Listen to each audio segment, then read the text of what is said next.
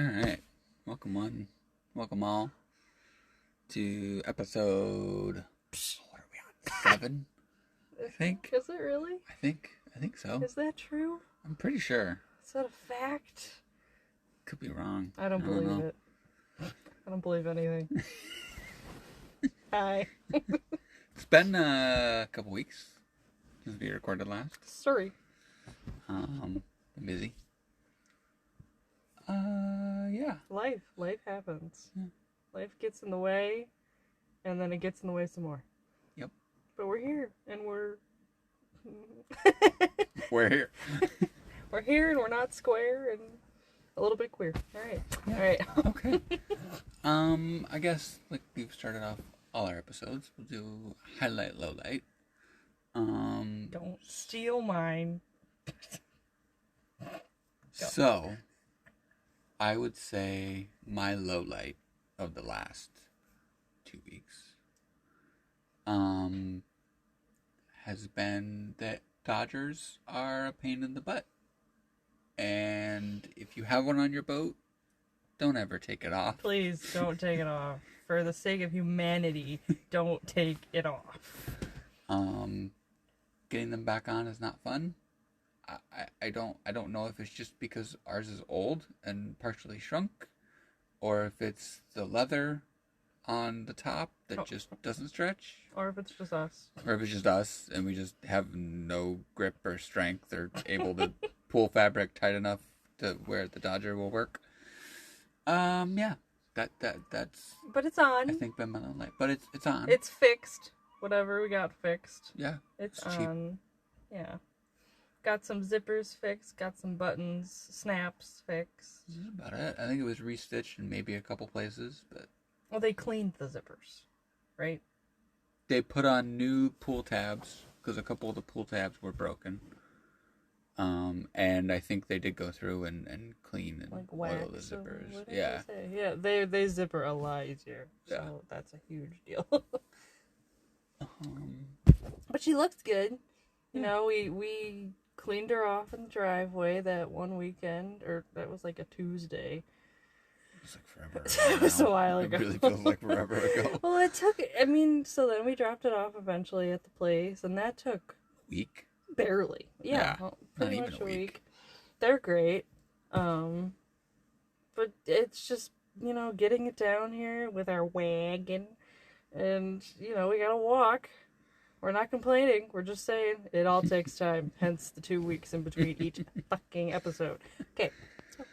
Highlight, I guess what I have to say is our batteries are pretty much installed. Our new lithium batteries. So I know people might say, oh, why'd you choose lithium? If you're at the dock all the time, because I want the option to be able to not be at the dock all the time if possible. It may not be next month, or it may not even be 6 months from now that we're really out and about and not at the dock. But at some point, I would like to have that option. And like for our trip coming up, we're going to be able to, I would think, I doubt we'll drain one of those batteries. I could be wrong, could be completely wrong, but I think it's from the get-go, it was the smart decision than keeping with the older technology. And what's the eco benefactor for lithium? Well, I guess the eco-friendly thing is, depending on how you're charging them, they don't need to be charged as much because they stay charged longer. You can use more of them versus like a normal like car battery. You're only supposed to discharge it about 50%. Where a lithium battery, you can discharge it completely to zero and recharge it and not harm the battery at all. So that's the big drawback, or the big advantage of lithium. And like our goal is to get solar panels and try to be as off the grid as we possibly can be. It's going to be a little while till we get there. But that's like the big reason for lithium. One of the things I'm really excited about because I have never done really much electrical before, and I've kind of done the whole. It hasn't been a lot of replacing, like putting. Oh, well, I guess it is putting new stuff in. So learning, learning new things, always. How about you? What you got? Okay, well, I'll do the obvious one because I'm really happy about it. We have technically our first,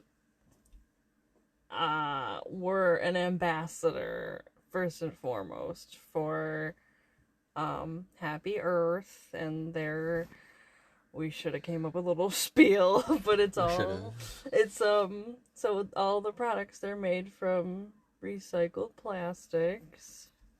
And fibers and like all that kind of stuff. Yeah, and I really like at the end after you purchase, you can choose like what your part of your purchase goes to. So we picked the 15 trees. I have a friend who put her money towards, I think, like polar bears. Like there's all these different things you can choose. So at least you know your money's going somewhere, and you get a little reminder with it. So, love that. Happy Earth. Go check it out. Use our code, Third Eye Sailing. What, 15% off? Mm-hmm. Yeah. So that's huge. And I'm just emailing people every day, like, sponsor the podcast, la la la, selling my soul. So very good. And then, I don't know. Bad, low light. Let's see here. Well, I don't know. I guess I'm more in like a glass half full type mood because low light, like I haven't sold as many jewelry pieces as I wanted to this month, but I've kind of started to take the approach of, I'm not caring anymore. We're just having fun with it. And we're meeting people, talking to people, making connections, getting people talking about the orcas, the southern residents, and the transients. Like, I mean, so many people we talk to, automatically they're like, oh, those southern residents, they're struggling, they're on the struggle bus. And like, then we talk about the salmon restoration, all the projects that are going on with that around the state. And so, I mean, if you spread the enthusiasm and education, that's something. I've accepted that I can't make people care, but just because they don't buy something doesn't mean they don't care.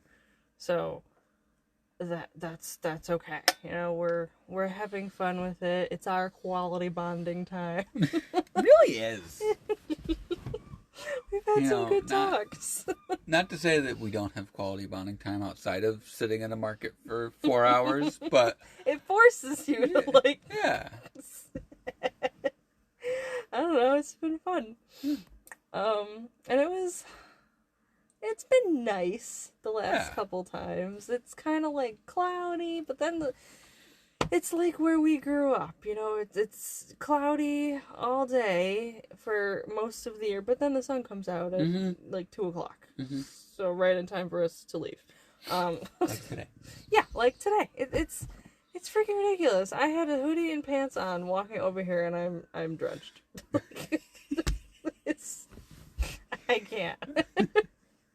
And then I hit my head twice on the roof of this fucking V-berth because I moved. So, yeah. What else here? Batteries, Dodger. Oh, we finished our windows. Oh yeah. So we didn't, I guess, want to go the conventional expensive approach of getting curtains made.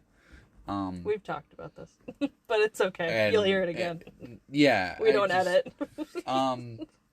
So we did finally finish that. I mean, they're not prettiest in the world, but I don't care. I don't care. You can't see it. Yeah. And so, and I don't know how much we'll really be having guests on board for more than a little while, so it's fine. Okay. And if we do, they can deal deal. with it. Yep. Nobody can see it. That's the whole Yeah. point.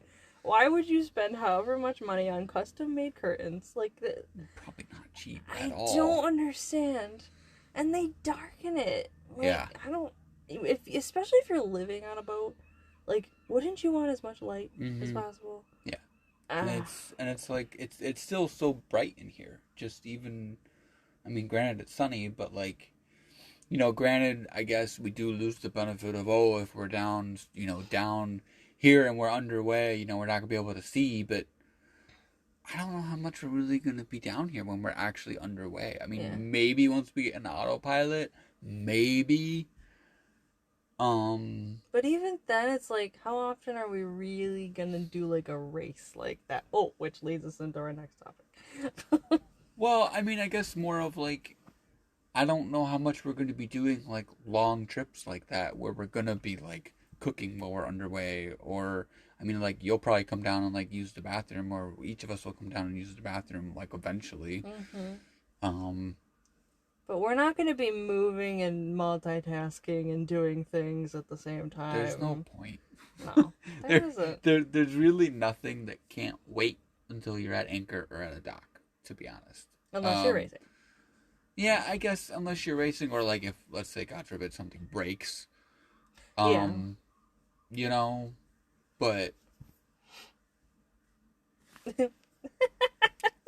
He's using hand motions. Yeah. I just asked him the other day if I talk with my hands. And I noticed you when you were sitting on your lunch and eating. You talk with your hands so I really much. do. It's so funny.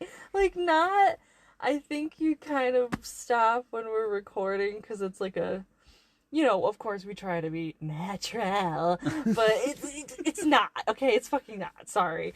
And, like, I don't know. It's just funny. Like, you're not Italian at all. Yeah. Okay, so then we watched, speaking of racing. Race to Alaska. Race to Alaska! So, if no one's heard of it. We're not doing it, but... If you're not in the boating scene, probably even specifically in the Pacific Northwest boating scene, you have no idea what this race even is. They just finished their 8th year. Someone from Vancouver won, actually. No, he didn't win. Vancouver, Canada? Mm-hmm. Oh, okay. But he set the time for the fastest solo race by himself. So the stipulations for this race are no motor allowed, like at all. Like you can't even have a motor on your boat. Has to be human and wind power alone to get you to the finish. It is from Port Townsend, Washington to Ketchikan, Alaska, which is roughly, I think it's, what is it in miles? It's like a little over 800 miles, if not even a little bit more. Let's say 1,000. Yeah, I think it's roughly 1,000. Because it starts all the way down by Olympia area. Because from here where we are to it's here like to 800. Ketchikan's like 800-ish. Yeah. So it is one of the most dangerous races in the world. Well, who started it? Oh, the heck is the guy's name? Well, it doesn't matter who, but like it's like an organization, right? Yeah, I mean it was kind of started by like one guy, and he was like, "Hey, what if we do this race?" He was. Don't quote me on this, but he thought that a lot of the other sailboat races were just not interesting, right? It was more about like wealth. Yeah, well, it was more about wealth, and it was also more about like the course was fixed every single time. Okay. It was you go out to a buoy, you circle the buoy, you come back. Mm-hmm. Or, you go around this buoy and then you go to that buoy, and like the courses were always the same course. Like race. Yeah, like a traditional like sailboat race is usually like a circuit. It's not like a one way. There are some that are one way, but a lot of them are circuits, or it's like almost like a relay race, but not. and it's always these super expensive, super fancy boats. And it just turns into who has the most money to hire the best crew and build the best boat, and he wanted kind of a not really a lot of rules, And all race, inclusive. like all inclusive, anyone can join, um, any kind of boat can join. Like, I mean, there was I think it was a 40-foot cat that won, I think, second place this year. But there were also there was a paddleboarder, right? The first couple years, I don't know if he's been back. We'll Mm. have to look and see. But yeah, it's kind of more of a race for the misfits and the people that just almost just want to do it. Want a challenge in their life. So if people don't know about the Inside Passage, which is from Puget Sound up to Southeast Alaska, it can be considered by many some of the most dangerous inland water in the world. We have really big tides up here, and with big tides come big currents. There's a couple spots where at high tide, the current can come through, and the current, it could be 4 or 5 knot current against you. So that's one of the things about it. But yeah, if you're interested, Race to Alaska. There's a documentary on Amazon Prime about it. It's done really well. Yeah. Um, They have a good amount of like perspectives of different like groups, solos. I mean, there was like an all girl group. There was an all I don't know if it was all guys that won that one group. I think so. I mean, they did it in 7 days. Yeah. And none of them slept for more than like what 15 minutes. I think some of It's them something barely crazy slept. like that. Yeah. But like you can anchor, like a lot of people did anchor at night sometimes if there was spots like close to a beach or something. Yeah. They would make like huts on a beach. Yeah. Like, it's really little camps I mean, it was really cool. Yeah. There was this one lady, she did it by herself. I don't even remember what her boat was, but she told work like, "Hey, can I have a few weeks off and go do this?" Like, they're like, "Yeah, go for it." Like, it's just it's definitely similar to mountain climbers, people that love to push their body to the limit, and I mean it brings you to life, and that adrenaline and that near they're not being dumb, they're taking risks, but it's also like they also know what they're doing. A lot of them have experience in waters and sailing. Some didn't, but I mean, this is the spice of life, guys. This is what we're doing. We're doing something totally different and Not really the norm. testing ourselves. And that's what makes you grow. And getting out of your comfort zone. And there's nothing better. There's just, I was really nervous going into this whole thing. And I still am for the future. But the more every time I step on this thing, I get more and more comfortable. And every time we go out, it's like, all right, here we go again. Like, I'm going to learn something new today, whether it's pretty or not. It's gonna happen, and I'm not really getting any like, oh, I totally regret doing this. I don't want to do this anymore. Like, there's a moment, right? We have moments. Everyone has moments. But it doesn't. You have a moment. We had moments when we were climbing the mountain. We did, and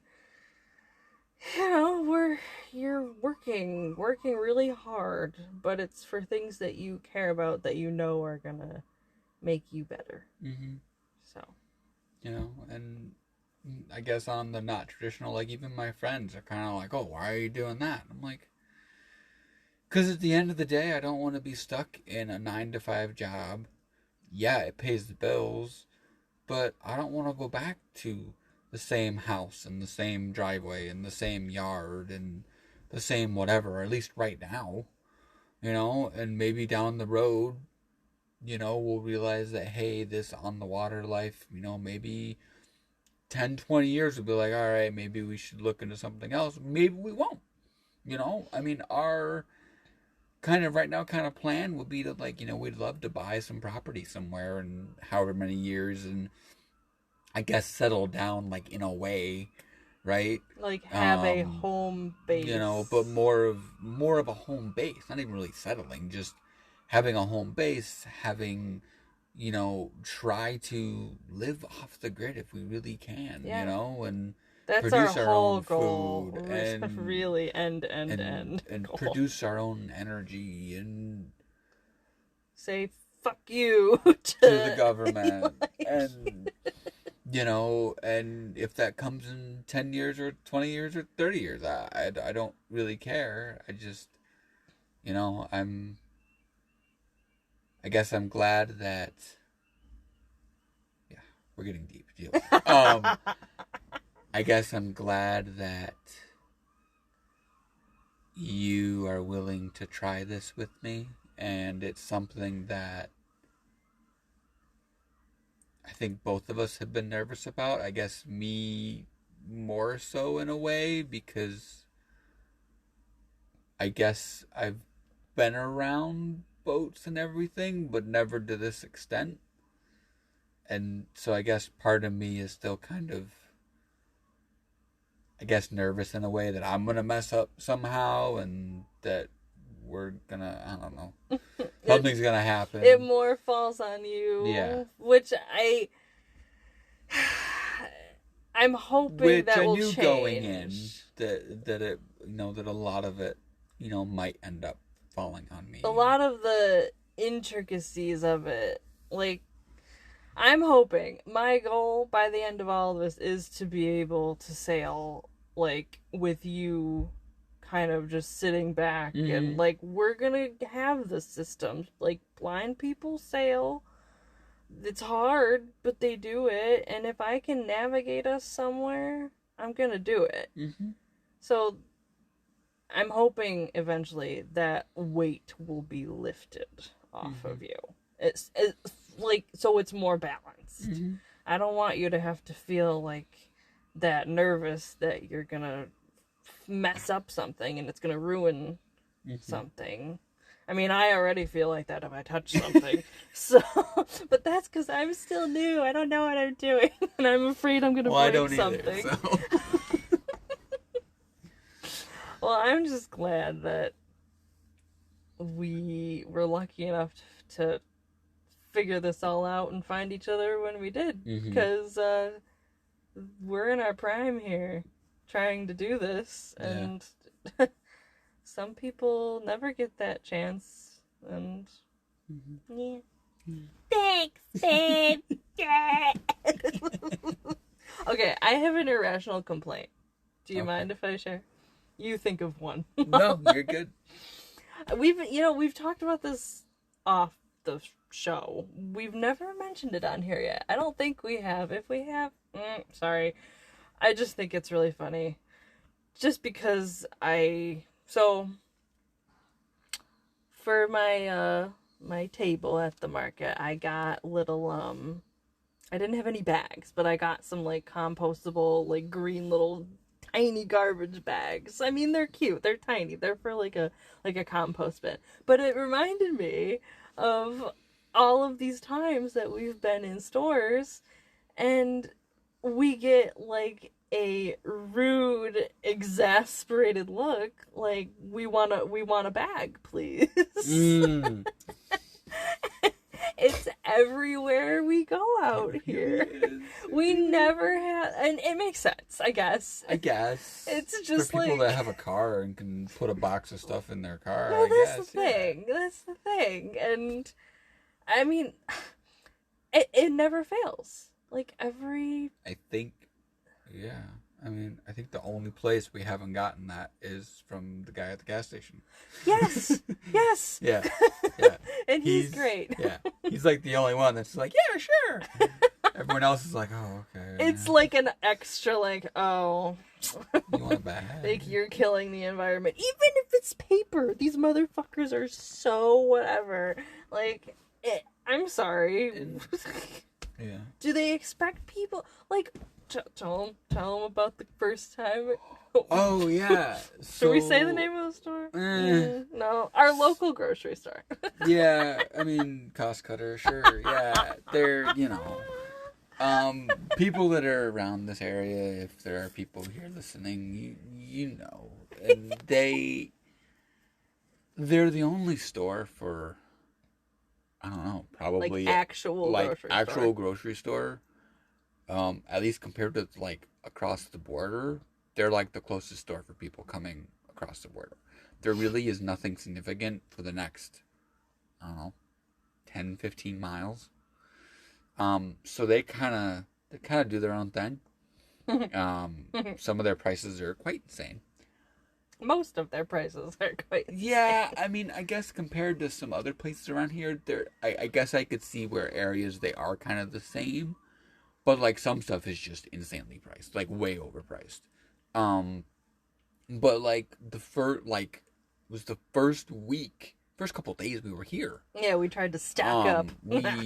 We took our little rental Jeep over, and we're like, oh, let's just stock up for a couple weeks because it's gonna get cold. Yeah, because we knew we weren't gonna have a car. We're not gonna have a car anymore. So we spent a good amount of money. It was a couple $100. Oh, it was more. I don't want to say it. I feel like it was over $3. It was. Yeah. And it really wasn't all that much food it wasn't either. And so we, we're putting everything on the belt. It gets to like, I don't know, maybe almost the end. And I kind of look at like the end of the register, right, where they're supposed to have everything in bags. Everything's just kind of sitting there in a pile.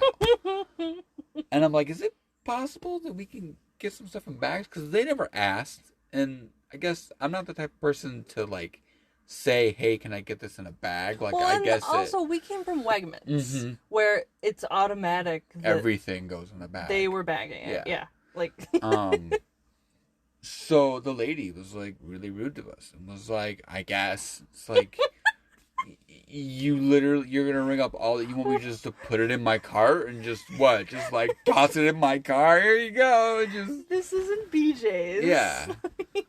And I guess even BJ's provides bags, like most, even like Oh, Costco. I'm thinking of Aldi's. Aldi's doesn't have. Oh wait, no, they do now. Aldi's has bags. You have to pay for them. You have to pay for them, but it's like what, 5 cents or whatever. And we have to pay for our bags. Yeah, I think. It's fine. You have to pay for the paper bags now, pretty much everywhere you go.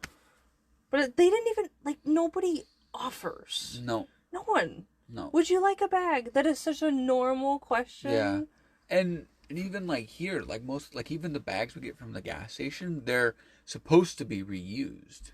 They're like we reuse them. They're like what does it say? It says like 30 or 40 use because they're paper, but they're like a wax covered, like plasticky kind of bag. They're like they're blue actually in color. Huh. And it's not like anyone really. I'm trying to know. Rite Aid. They use, I think, plastic, but everybody's usually pretty good. Like our grocery bags, they're all paper. From Fred Meyer, yeah, they're all paper. Cute little Fred Meyer bags. I mean, at least they're up to standards there. Everybody's kind of catching on, getting rid of the plastic bags for the most part, but it's still like, we have a lot of stuff. Especially, I guess, my thing coming with it is like, especially here. What do you mean? Where we're like on the ocean and we need to be like, I guess I can see where they're coming from, like, oh, they don't want a bag, but like at the same time, I guess why would you not? Well, if it's paper, yeah, why not? Yeah, because it's just gonna get recycled. Yeah, or composted. Yeah. That's the great thing here too. I wanted to just throw that in. We're pretty fortunate to be able to use, like, our garbage company offers a Actual like garbage sized compost. Yeah, like, garbage companies, get on it. Like, this is a great thing to offer. People will use them. I mean, maybe it won't be as popular at first, but the more the word starts to get out about composting and waste, like, it's gonna catch on eventually. Like, how many do you usually see on our street? There's a ton. There's a ton. Okay. I mean, it's such a great idea. I don't know why more states and areas aren't doing this, but I don't know. Maybe it's just like a space thing. Maybe they're like, we don't have space to like put a compost. But then, I guess at the same time, like, the garbage company could partner with, like, I know, like, even in New York, like, we had places like you could take your compost, right? Yeah. And then they would, like, compost it, and then I think they would even, like, sell it. Like, people could come and, like, get, like, truckloads of, like, compost to, like, put, like, in their, like, gardens or whatever. Was it Fairport that was going to do that? I think it's Fairport that was going to do that. I know there was a place in, I think, Rochester somewhere you could bring your compost. Huh. Okay. So, I mean, you know, ideally this is what you would want to do, right? I mean, just like, I don't know if they do it here. I don't think they do. But, like, in Rochester, like, we had, like, the town would come by and, like, get all the tree branches and leaves and everything that you, like, put on the side of the road. They'd mulch it, and then they would put out free mulch. So people could go just take the free mulch. Where was that? Where would you pick that up? Do you remember? It was the old, you know, the old public library. Remember, in front of the police station? Oh, okay. In that, there's, like, a big, like, empty bunch of parking spaces. They would always dump it there. Oh, okay. All right. And then they put a sign like free, come, you know, you had to shovel it, fill your stuff your own, but that's the mulch. That's a great idea. People, we're throwing them out here. Oh yeah, and if anybody wants to start a daycare, a dog daycare / gym, do it, because that was our other great idea while playing Scrabble. Somebody needs to start one of those, because, you know, all these people who have dogs and they work all day, they want to go to the gym, but they feel guilty leaving their puppy. Like, bring them to the gym. You bring your fucking brats. Like, come on, bring the dogs. People would love that if they had all of the running machines facing the middle of, like, where the dogs play. What a great thing to watch while you're running. Like, would love it. Like, a whole track, like, around oh my god. Yeah, So especially if they cool. had, like, an indoor track and it was all windows. Like, the dogs would be able to see them. They'd probably be running and chasing them. It's like dolphins. Yeah. They'd be running with you with the glass. Oh man, yeah, that could Another really. Another life. You would have done. That would kill. Somebody, please do it. We will take 5% and call it a day. What else? I can't think of anything. I guess my irrational complaint. Oh yeah, you go. Yeah. Sorry. Would be not saying that we don't, because we are still gonna, like, try to get sponsors and everything, but my one irrational complaint is companies that, you know, want their stuff to be marketed do a little bit of better job having it so people can contact you. Like, there's all these companies that we contacted, their emails just don't work. Like, it literally, we get, you know, email does not, like, go through. Yeah. Or, like, this is stuff that we use and we want to promote you. Or, like, you go to apply online and there's a button, but the button that goes nowhere, literally to nowhere. So anyone from Blue Land, if you're listening, you're probably not, but please, hey, we want a sponsor. And we use your stuff. We've been using it for years. Like, come on. Yeah. Plastic free. People, get on it. If there's any other, like, smaller native companies, or we're doing free plugs. We're like totally breaking the rules. Other, like, eco-friendly, or, you know, sustainability. Yeah. Beacon of sustainability right here. Yeah, you know, any of those companies listening, or people that listen, know people in those companies, Instagram, Third Eye Sailing, hit us up. Please. Please and thank you. We don't have many followers, even though I do have to say, going off the irrational complaint topic, it's amazing to me how fast, I guess, in my eyes, how fast our Instagram has, exploded with the amount of followers. So we started it it's about almost exactly a month ago. Really? It was mid-March was when I created the Instagram account. And we're already at okay, it's not a lot. 240 people. followers. That's it's really not a lot, but I guess it's grown in a month, and that's big for us. Yeah. We're trying to make our mark and make little- a difference here, people. What was my little quote that I had? If we make merch, I'm gonna have this be our first t-shirt. Where is it? Oh yeah, I love you to the boom and back. And then I told him that, and he was like, that isn't very far. Maybe that could be the other side of the shirt. There you go.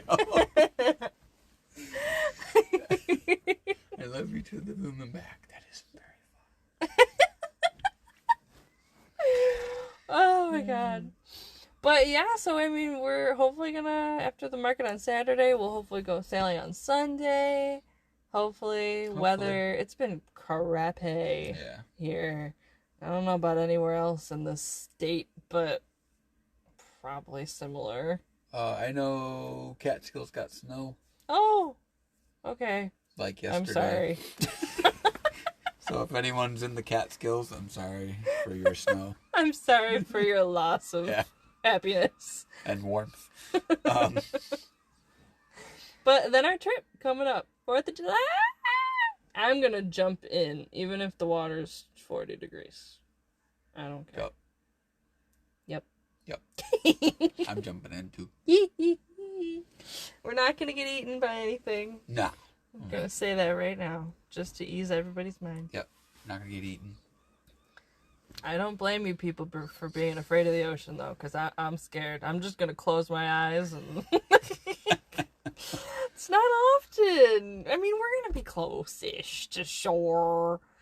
What did our new friend over here, he said 5 minutes of a dinghy ride to shore from where we're going to a anchor. 5-minute paddle To shore. So it's probably, if you had a motor, it's only a couple minutes. Yeah. If that.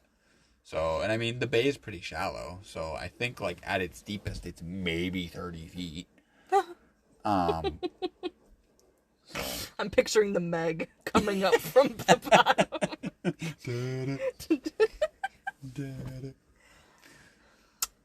That's all I got, man. Yeah, that's. I think that's it. I think our last episode wasn't super long. Yeah, sorry. I apologize. No, not sorry. We had a good time. Yeah, I think that's it for us. Well, thank you for keeping on listening and listening to our stupid stories, and we appreciate you. All right. Till next time.